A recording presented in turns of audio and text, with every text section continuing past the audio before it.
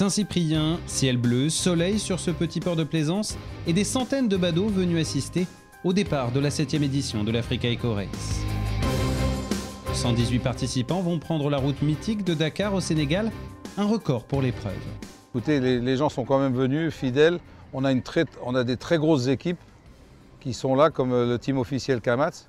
On a en moto Frétinier, qui vient avec une moto officielle aussi. Le plaisir, c'est le fondement de l'Africa Eco Race, lancé en 2009. Un objectif, rallier Dakar en 12 étapes, près de 5600 km à parcourir, dont 3400 de spéciales. L'Africa Race a une qualité que beaucoup d'autres rallyes n'ont pas, c'est que quand vous vous retrouvez en plein milieu de la Mauritanie, en gros 300 à 400 km à la ronde, vous n'avez pas une seule personne.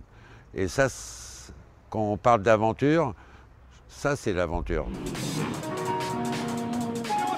C'est parti pour la 7e édition de l'Africa Eco Race. Objectif, atteindre Dakar le 11 janvier.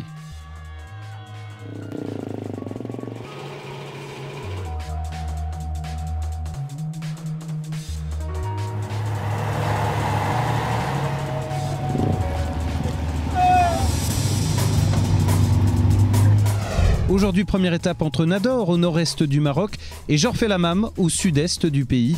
645 km dont seulement 117 de spécial. Pas encore de sable, mais de la piste, des pierres, des trous et une navigation particulièrement difficile.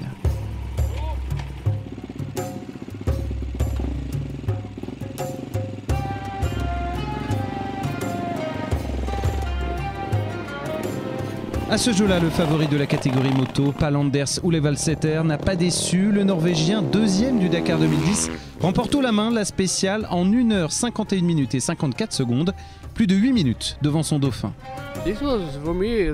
Pour moi, c'était une bonne journée.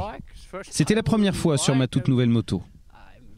J'ai peut-être fait 2 erreurs de navigation et perdu quelques minutes. Mais c'était piégeux aujourd'hui.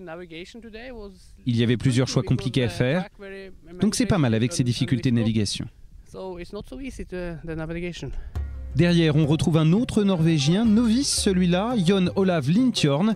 Une jolie surprise pour celui qui dispute son premier rallye raid en Afrique. Enfin, un Belge monte sur la 3e marche du podium, Gilles van der Weyen. Au classement, 4 KTM trônent aux 4 premières places.